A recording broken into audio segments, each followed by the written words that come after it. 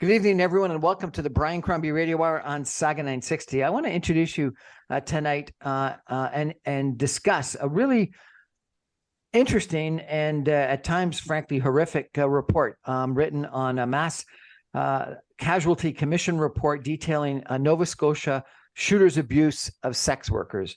And one of the authors was Meredith Ralston. She's an author, a filmmaker, and a professor at Mount Sinai Vincent University. I've had the pleasure of interviewing Meredith before on a similar topic and in a book that she wrote on violence and on sex workers, etc. But this article that you've written and this article that I've read about your report is really kind of interesting, and I think there's some lessons in it. Welcome to the show, Meredith. Thanks for having me again. Appreciate it. So tell me, why did you get involved in writing this report? What was it for? And what did it say?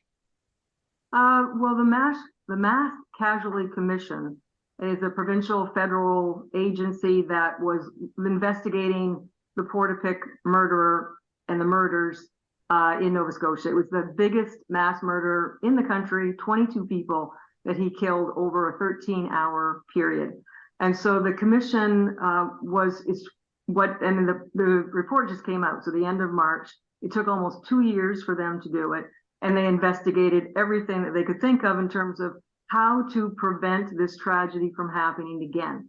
And so they looked at the police response, which was not good, and the violence that he had perpetrated in the past. So they made links between his intimate partner violence with his partner and almost every other woman he had been involved with previously, to his illegal guns, to the police response. So it was very all-encompassing. So in their investigation of the mass casualty, they found out that he not only was he violent towards his own partner, but he had quite a history with marginalized women, with the African Nova Scotian community, and with sex workers. And there was no shame. He documented all of this abuse that he would. He documented it. Like films or cameras or what? No, in his computer. So they had access to everything. They went through his computers. He had several properties. He had, there was just a lot of evidence. And so in their own investigation, they found that he went to sex workers, he abused sex workers, and he was also online looking for trans women as well. So the researchers of the Mass Casualty Commission contracted with myself and my colleague to write about that. So to look at what is the situation in Nova Scotia around sex worker safety, which is basically non-existent, and then to look at what could help with community safety. So the community safety that they were talking about was very broad. So it was community safety in terms of the people in Truro, in Portapique, in Nova Scotia, the police response, all of those things, but also about intimate partner violence and gendered violence against women, because so it's kind of a subcategory. And I'm actually surprised that it hasn't been picked up that much by the media. A lot on the intimate partner violence, a lot on the police response, of course, but not on his abuse of sex workers, which probably has to do with the stigma, with the marginalization that they already face. And so it was just not seen to be a big deal. So that's basically where it came from. Then we went out and we interviewed about 9 EDs, executive directors, about 19 organizations that deal with sex workers in the city and the province. Because there was another report that actually interviewed sex workers who had been abused by him. So that's the context of the report anyway. And it sounds from my read of this article about the report that the simple answer was that sex workers don't report the violence, that they don't trust police, and they don't think they'll be believed, and that they further may actually have implications where they're criminalized by reporting. Is that the summary answer? Yeah, absolutely. And that actually goes back to what they wanted from us. So in their own investigations, they found out that he had perpetrated this violence. He had records of it somehow. And so they were like, why? But nobody reported it. So they found evidence.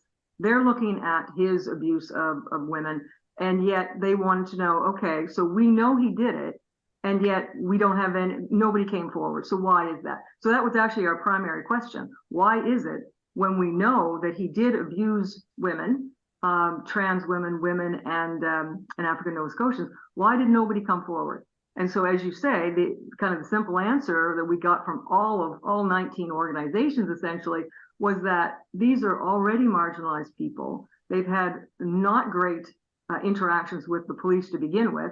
They don't think they're going to be believed. I mean, many women in general don't think they're going to be believed when you're talking about sexualized violence. So why would women who are really marginalized ever think that the police is an organization that they could go to for help? So definitely that was one thing that we heard over and over again, that they just didn't think that they would be believed. There's such stigma, such dehumanization around sex work. So we found that not only with the police and their experiences of the police, but even with something like the healthcare system. So even though, of course, we assume that nurses and doctors and everyone that you deal with in an emergency room is going to treat people with respect and dignity. They don't. They don't. And so so that was another big issue, that many of the same people, when we look deeper at why don't they report, well, then why don't they go to Emerge anymore? Why don't they get assistance? Because they are going to be mistreated. They have been so mistreated in the past, they just assume that's going to happen again.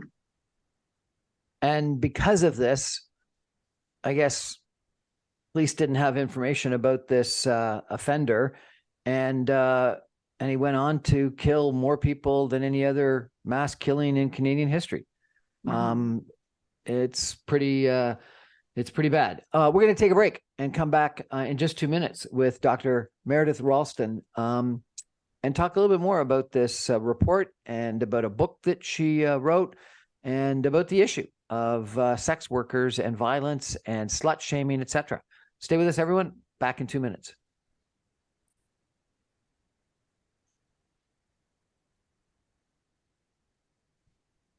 Welcome back, everyone, to the Brian Crombie Radio Hour on Saga 960. My guest tonight is Dr. Meredith Ralston. She's a professor at Dalhousie. You're a professor at Mount St. Vincent University in Atlantic, Canada. You've got a PhD in political science from Dalhousie University and an MA in international relations from the University of Sussex, a BA in political science from the University of Toronto. Out of interest, what was your PhD in? PhD was actually in political philosophy, and it's interesting that it is related because I was working at a place called Adsum House in Halifax, which is a shelter for homeless women, working there in between doing an MA and PhD. And when I think about it now, it's very interesting because many of those women who were homeless or were suffering from homelessness also did, I mean, they wouldn't call themselves sex workers, but they did a bit of sex work in order to make more money.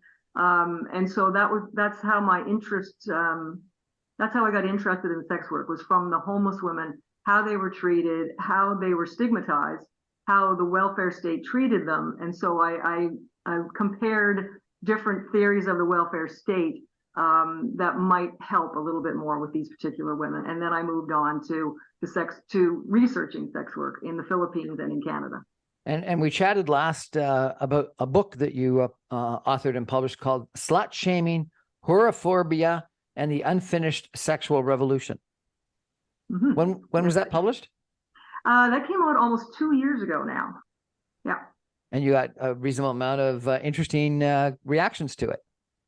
Yeah, I think so. It's interesting. I just did a thing with a bunch of filmmakers out in San Francisco because they'd heard that the book was based on a film, which in the end I couldn't broadcast because the main character, was so harassed when she came out as a sex worker that she didn't want to be in the film anymore. And even, of course, I had legal, I could have done it, but it was just morally, I just didn't want to do it. So I ended up writing the book after that. I had pages and pages of transcripts, lots of different information. So I went ahead and wrote a book based on their experiences. So these were sex workers in the United States who were, adult, consensual, working through websites, that kind of thing, and then making a connection of the stigma and the kind of dehumanization that even at that level they face with some of the issues with female sexual empowerment for women who are not sex workers. So that was the premise of the book. Well, maybe we'll come back and talk about slut shaming and whorephobia and things like that in a couple of minutes. But let's come back to this report that you did. One of the things that really bothered me, and I'm not sure whether this was one instance or more, but I guess some of the executive directors that were interviewed said, I'll actually read it, sex worker safety is non-existent. There is no safety measures for sex workers. It has been grandfathered down not to trust the police. Our agency also recently did a survey, and it showed that there was more violence from a police officer than of a perpetrator. So the police officers were abusing and being violent toward the sex workers that came in to complain about violence? So that's a stat that has been, there are many research reports have shown that.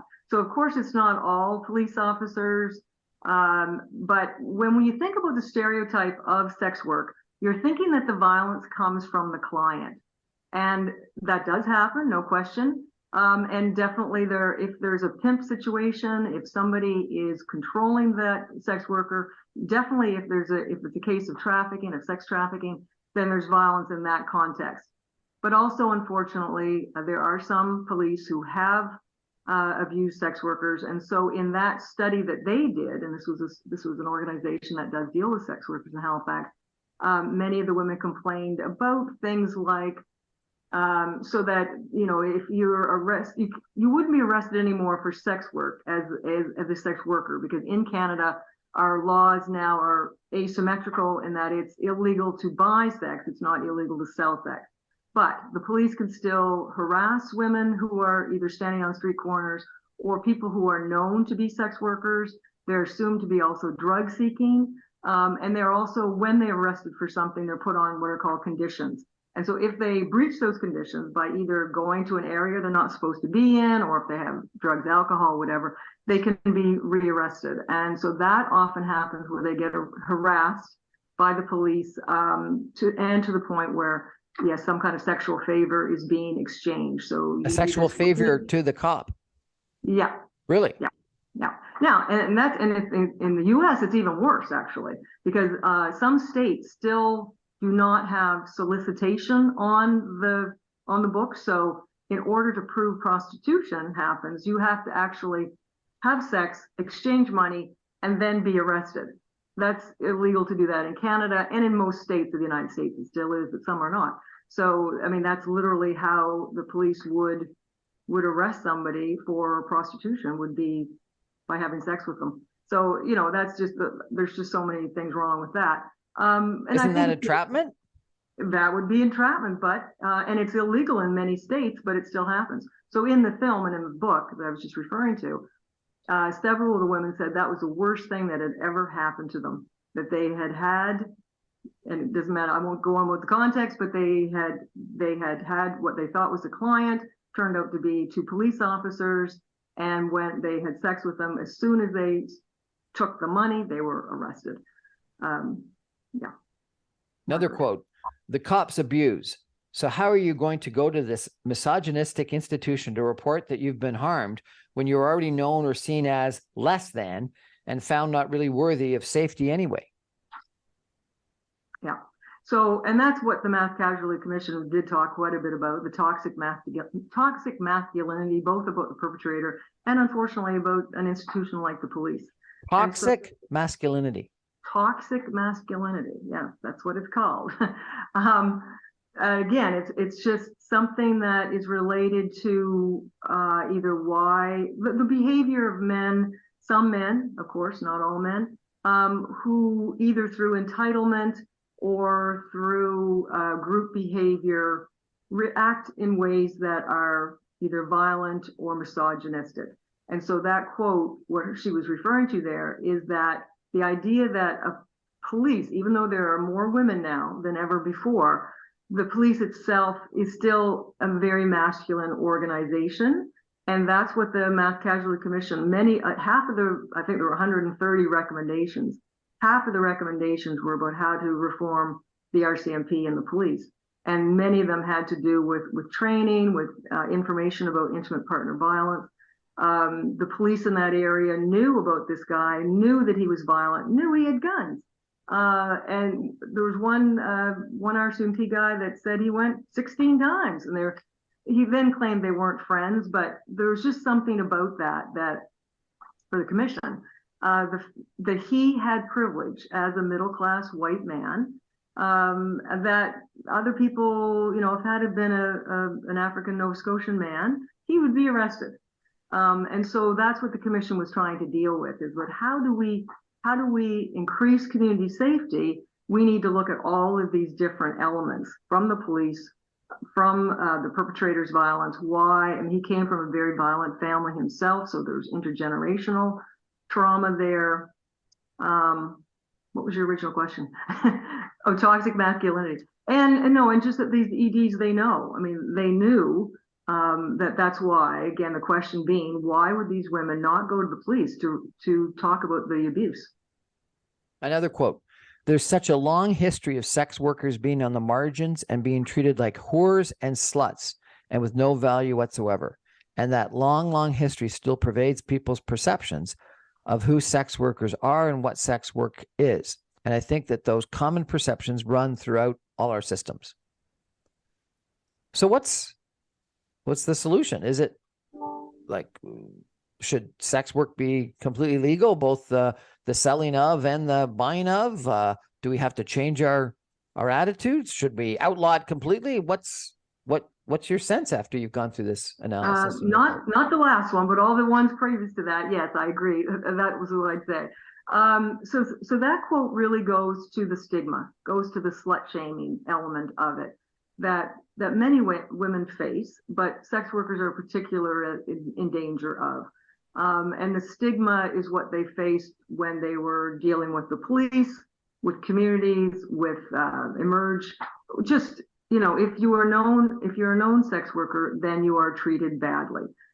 If you look at if you look at Robert Pickton, if you look at the Green River Killer, if you look at any serial killer, not any, but many of them, especially if they were killing women, they preyed on sex workers. Because they say, I mean, literally, the Green River Killer said, I killed them because I knew that nobody would care. They were throwaway, disposable people.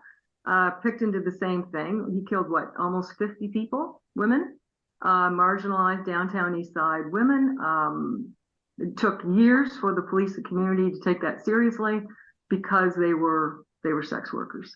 So that quote goes to the stigma. In terms of what to do about it, then, it's a huge issue. So the sex work part itself, and one of our main recommendations from our research, but also from the executive directors, was we have to decriminalize adult consensual sex work, even for the most marginalized. And I know this is many different abolitionist feminists do not agree with this. They believe that the system we have now is the correct one, where we get the bad clients.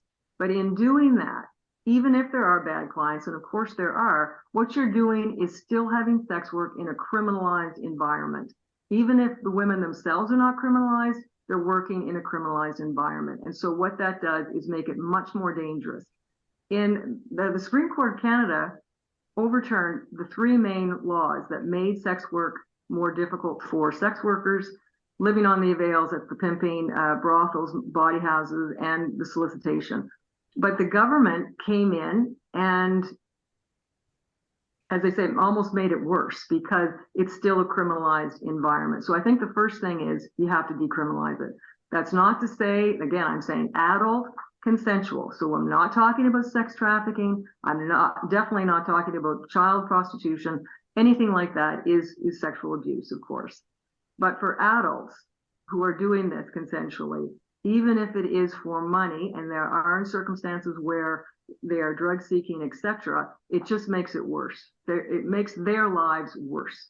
And so that's got to be the number one thing, to decriminalize it as a first step. That is not going to destigmatize sex work, however, because that's going to take years and years and years, because sex is so stigmatized. So until we can get to a place in our society where we don't have the sexual double standard between men and women, and I don't honestly see that happening in my lifetime, but you never know. Yeah, there are so many different elements to this in order to change sex workers' lives for the better.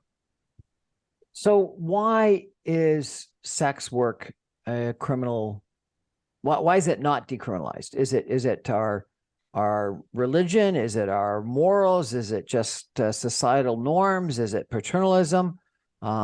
Is it the misogynistic society? What's your assessment about why paying for sex is deemed wrong, and being the woman or man, but someone that accepts money for sex is wrong?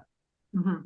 Well, all the above in terms of the reasons that you gave, but I'll give the two main ones. So once the Supreme Court overturned the 3 prostitution laws, they gave the government 1 year to change the laws, and the conservative government at the time brought in what's called the Nordic model, the Swedish or Nordic, or sometimes called equality model, based on 2 reasons. They had tremendous pressure from 2 groups, from religious groups, so there's a moral issue, and from what sometimes are called radical feminists, or sometimes called abolitionists or prohibitionist feminists, who want sex work abolished. So rather than take a harm reduction attitude towards sex work, which is where, let's deal with people where they are, as opposed to how we want them to be, they want to stop sex work. So they think they're going to stop sex work by criminalizing the men, without looking at how that negatively impacts the women. So I think all the reasons you said are absolutely correct. There's misogyny about, women who do that. That's just low. They're low, they're dirty, it's immoral. So there's the immorality, the sex issue. Then there's can I stop you on that for a second? Yeah, of course. So when I interviewed you before, I think you had said that originally you had that attitude, but you changed your attitude and now you thought it was okay. What do you think? Is sex work in your mind okay? It depends on the context. But for me, the criminalization of it, and you're right, because that's part of what happened within the book and the previous film. I had done work in the Philippines with very young bar girls, and I did not see a lot of good come out of that from my perspective as a white woman in the Philippines, which could be seen to be problematic as is. But the only other Westerners I saw there were middle-aged white men. So I had very interesting conversations with them about why they were there, and so I didn't really think too highly of them, let's put it that way. But these were young bar girls. These were women who basically didn't have a lot of options, were coming from the provinces, and their options were limited. So either they work in some kind of multinational corporation in a factory, or they do sex work in hopes that they would marry a Westerner and leave. And it happened enough times, kind of like somebody making the NDA, that it gives some hope. There was hope that they would have a better life by marrying an Australian, an American, a lot of Swedish guys. Interesting that there were a lot of Swedish guys, given the legal system in Sweden. But anyway, yeah, so that was my experience was not great. Then when I met a group of many women who were working on their own, either with other women or through websites, then you get a very different point of view on it. So long story short, depending back in on the United States and Canada. Yeah. And so those women choose to do it, could do it, and have done other things, and they make a lot of money doing it. They don't feel harm to themselves. They have a lot of regulars. They like sex a lot. They don't feel, you really have to not feel shame of the body, of sexuality, in order to do sex work without harm to the self, as they always said. If you're doing it out of coercion, anything, or as a child, as they say, then it's not the same thing at all. So in talking to many different women, in all different ways of doing sex work, including CAM, including OnlyFans, all these ways in which women are more in control of their image, I just think, and when you look at pornography, that is sex on camera for money. That's perfectly legal because of freedom of expression. But behind closed doors, it's illegal. So the whole thing, just why are we criminalizing adult consensual sexual relations, even if there's money involved? So, yeah. Interesting conversation. We're chatting tonight with Meredith Ralston. She is a professor in Atlantic Canada. We're talking about a report that she did for the Mass Casualty Commission about sex workers and sex workers that felt uncomfortable, unsafe in actually providing information about violence from anybody, but from someone who went on to be a mass killer. We're going to take a break and come back in just 2 minutes with Meredith Ralston and talk a little bit more about this topic. Stay with us, everybody.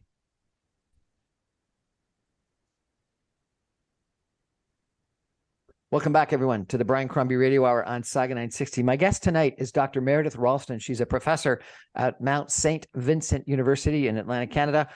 She recently was one of the authors of a major report that was sent to the Mass Casualty Commission on economic marginalization and criminalization of women and girls, and that they argued that the criminalization of sex work heightens the risk of violence against women and girls.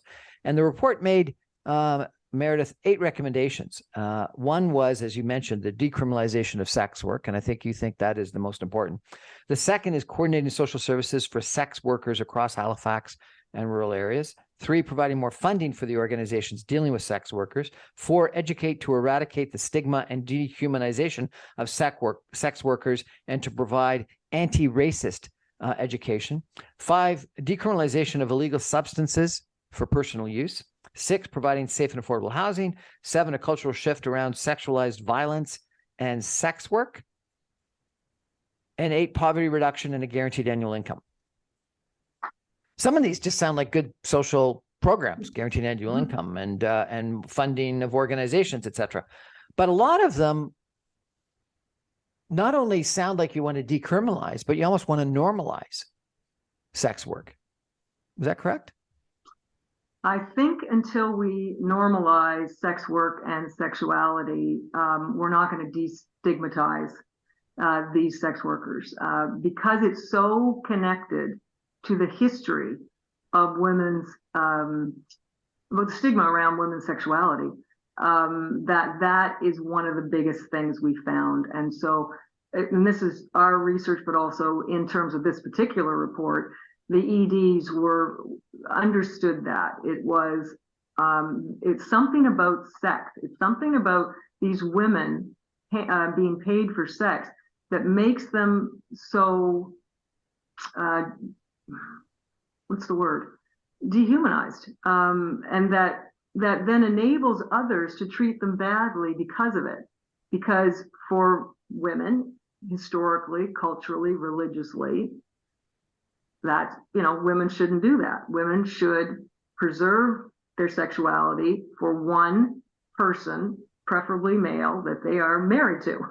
And so, yes, that seems like it's an old-fashioned notion, but it's very deeply ingrained in the culture, very deeply ingrained in religion. And you'll still, if you go online and look at different websites, the incels, the involuntary celibate, you'll see a lot of these ideas that women, that men are entitled to women's sexuality. First of all, that's kind of the toxic masculinity piece that we were just talking about. But also that women should only be having sex with people that they're having, emotional relationships with. And that's kind of the underlying issue.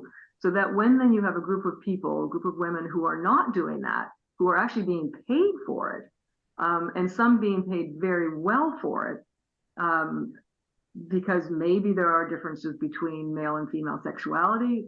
I'm not going to weigh in on that one because there's so many problems with women expressing their sexuality in the same ways as men, that I think that's why the EDs and our research as well showed that we just have to kind of bring it out into the light about how, and that's of course the relationship with slut shaming. Why are girls slut shamed to the point of trying to commit suicide over things that boys do and have no issue doing, and society doesn't seem to have a problem with them doing. So that's the basis of that recommendation. There's one recommendation that I didn't understand. Number 7, a cultural shift around sexualized violence and sex work. What are you talking about in regards to sexualized violence? Is that something that should be accepted? Oh God, no, it's about the victim blaming. So that needs to be obviously clear. The issue with sexualized violence is that, so here, this report was about why sex workers did not report their violence to police. That recommendation is about linking sexualized violence in general. The Globe and Mail did a thing a couple of years ago now called either Unbelievable, and it was basically looking at the rates of sexualized violence across the country and looking at or Unfounded, I think it was called Unfounded, and it was looking at in different communities how much sexualized violence was reported, how many actually went forward, and it was minuscule, just literally minuscule. And then they worked back from that, thinking that maybe 5 to 10% of women report sexualized violence, and so and there's a lot of victim blaming for that. So, what is sexualized violence? Is sexualized violence rape, or what are you talking about? Well, under the criminal code, we got rid of rape in the criminal code years ago. So there's different varieties of sexual assault, 1, 2, and 3. And it could be sexual touching, just somebody slapping somebody on the butt. That's sexual assault at the lower level, right up to rape with violence. So sexual assault is any of those things. Sexualized violence has to do with violence against women, essentially. It's another way, sexualized violence against women. So essentially sexual assault, rape. So is what you're arguing is that police and other people don't see sexualized violence as bad as like regular violence? Well, essentially, yeah. And the examples that we could give, and I'm sure your listeners can come up with them.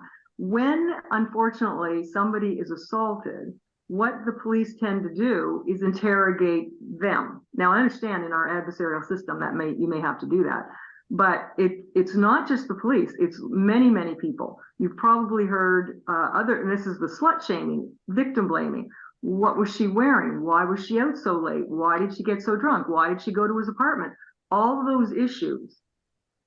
That's the education that needs to be done. Education on consent, which is happening a lot more. Education on recognizing when somebody is being victim blamed. And those examples, as soon as you say something about, well, she shouldn't have been dressed like that. She shouldn't drink so much. She shouldn't, whatever. That's taking the blame away from the perpetrator and putting it on the blame of the victim.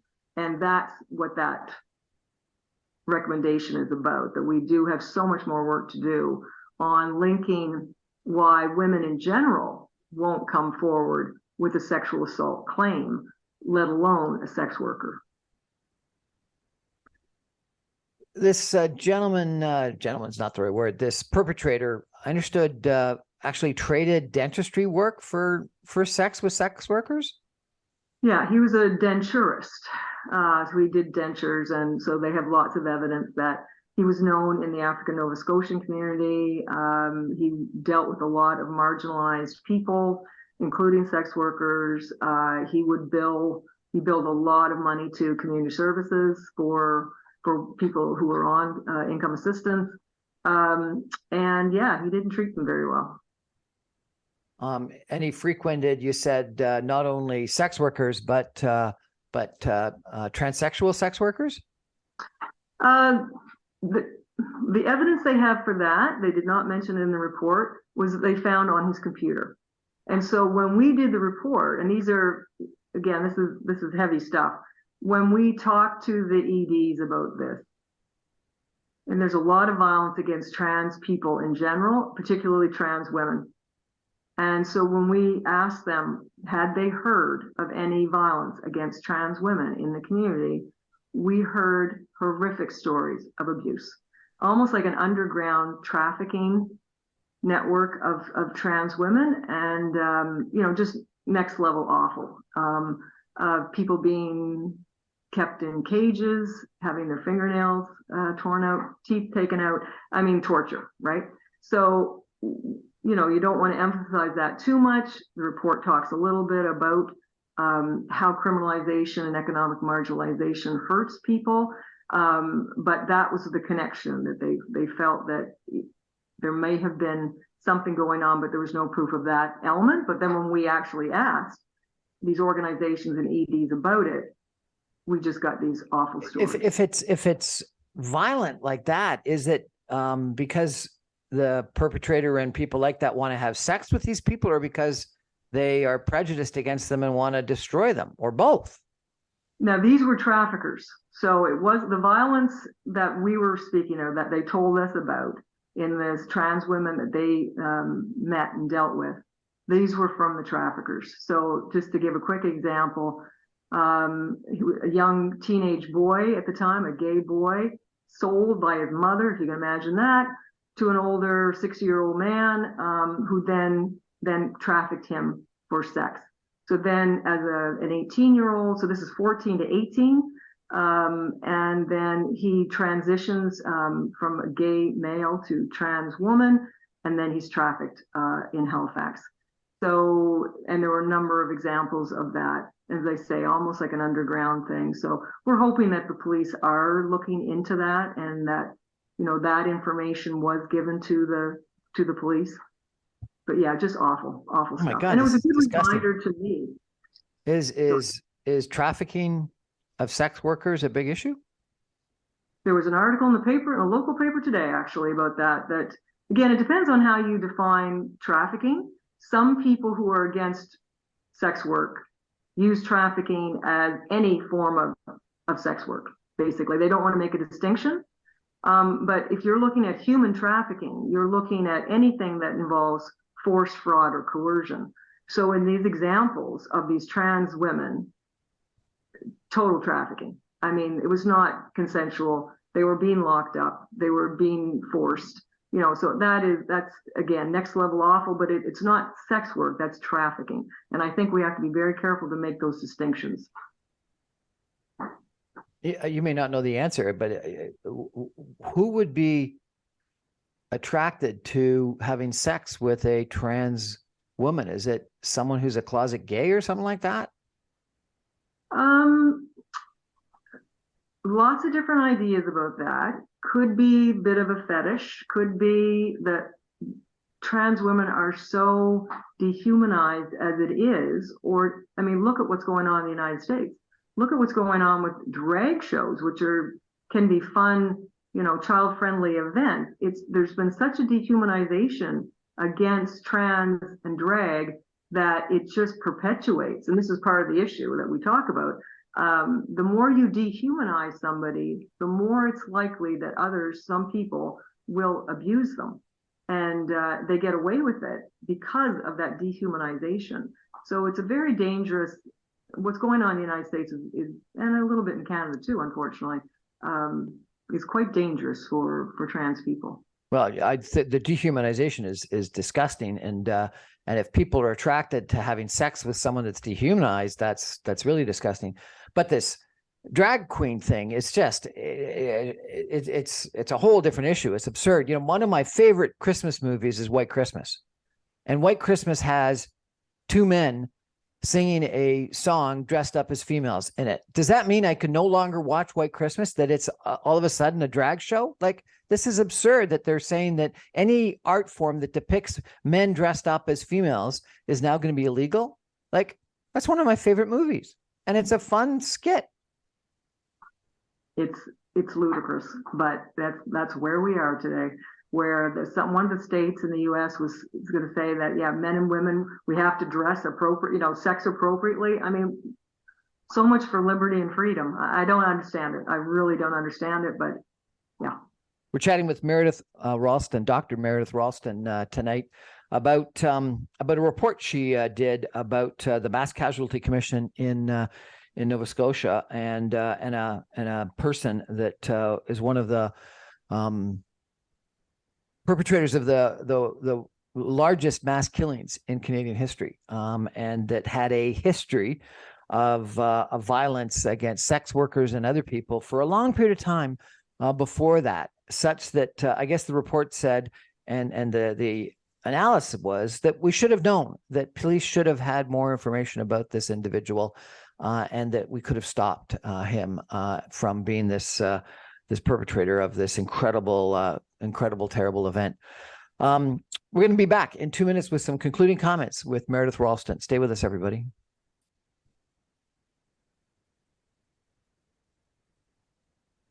Welcome back, everyone, to the Brian Crombie Radio Hour on Saga 960. My guest tonight is Dr. Meredith Ralston. She is a professor at Mount St. Vincent University in Atlantic, Canada. She is I think you're a women's studies professor. Is that correct? Women's studies and political studies. Women's studies and political studies. We talked before about a book that you wrote called Slut Shaming, Whorephobia, and the Unfinished Sexual Revolution. Maybe we can just finish up with that, because a lot of the things that we talked about in this report are in regards to changing and removing stigmas and changing cultural attitudes and decriminalizing things. Tell me, what is slut shaming and whorephobia? Whorephobia? We're afraid of whores? Whorephobia. So slut shaming has to do with the sexual double standard between men and women. So for men to have multiple sexual partners, it's kind of celebrated in our culture, bit of a player idea, whereas women, that's not appropriate. And so we still have that. I mean, I always ask my students, these are 18 or 19-year-olds, and every year I'm hoping they won't know what slut shaming is, or have never been slut shamed, or, don't really know what the concept is. No, they're very, very clear, very aware of the fact that there are different standards for boys and girls in terms of sexuality. And women are slut shamed based on that perception of, are they good or are they bad? So that they're related concepts. So the good girl, bad girl kind of dichotomy, Madonna whore kind of thing is related to that. And so that's basically, when you look at sex workers, they are the epitome of the bad girls. And the problem with it is bad girls then can be treated badly, because if they are, we talk about dehumanization, if you're perceived as bad, then it's like that society is more tolerant of treating you badly, and lots of different examples of that. Meredith, I was in Tampa recently on a Friday night, and I ended up walking down this one street, 7th Avenue, in one of the I think it's called Ybor City, that's known for more nightclubs per square foot or whatever than anywhere else. And I was astounded at the dress that the females were wearing. It looked like they were ready to go into a bedroom. It was incredibly skimpy, lots of skin, not covering much.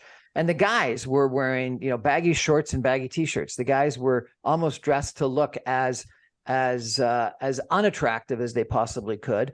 And the girls, the complete opposite. Now, I'm not suggesting that they were sluts. And maybe it was that, you could dress like that, but don't go and sleep around or something like that. And then I was just in, downtown Toronto on a sunny evening recently, and not quite as bad, but, bare midriffs everywhere, and lots of skin being shown by the females, and nothing in regards to the men. So, you talk about slut shaming, but it seems like we've got this culture where teenage girls and young ladies dress unbelievably provocatively. What is that? Is that I'm right that you can dress like that but not act like it, or something, or what is it? Interesting. I mean, I have a quote in the book that's exactly that it's see if I'm going to get that right.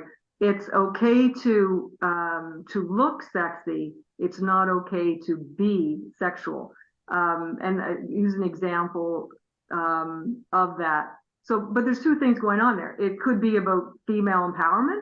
Maybe women are feeling more empowered to wear what they want to wear. It goes along with a lot of dress coding in schools. a lot more girls are pushing back against dress coding, because it used to be, that the reasons for girls not being able to wear what they wanted to wear in school, because it would be distracting to the boys. So rather than their own bodily autonomy and being to wear what they want to wear, they were then restricted, not the boys, because it would distract the boys. So it could be the sexual empowerment. It could be about, I can wear whatever I want to wear. The issue is, if something bad happens, they lose their status really quickly.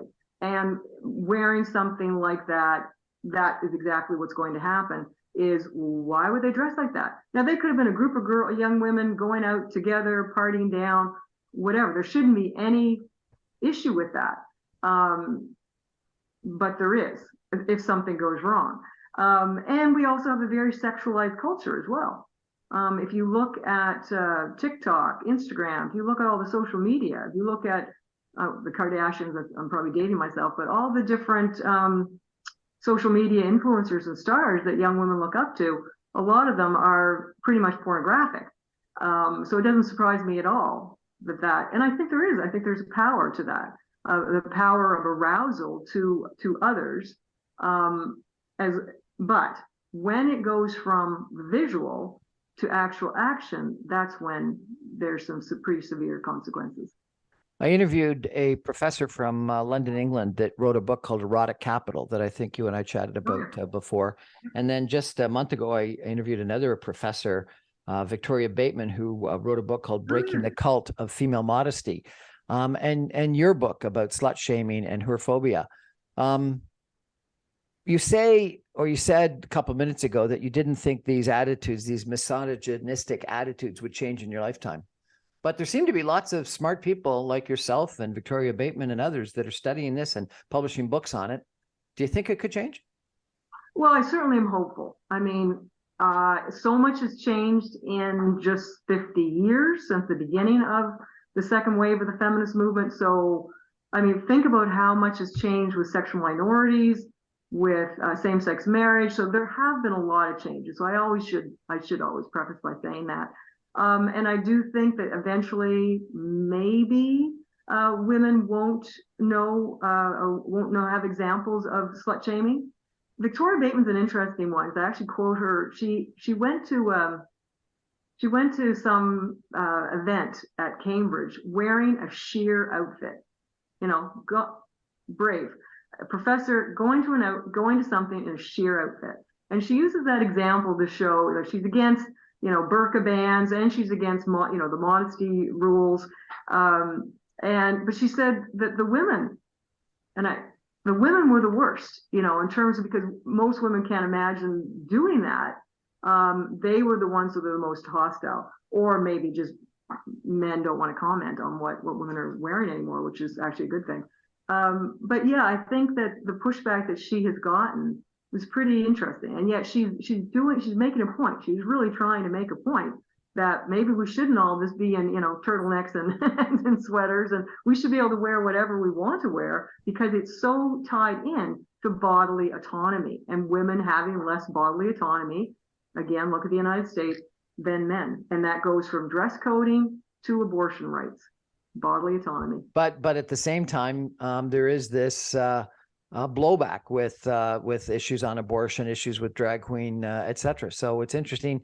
Nothing goes in a straight line. We'll see. Yeah. Well, Meredith Ralston, thank you so much for joining us and telling us about this report. And I guess, bottom line, I agree with you. I think that sex workers should be decriminalized. I don't think that. I think the stigma is huge. I think.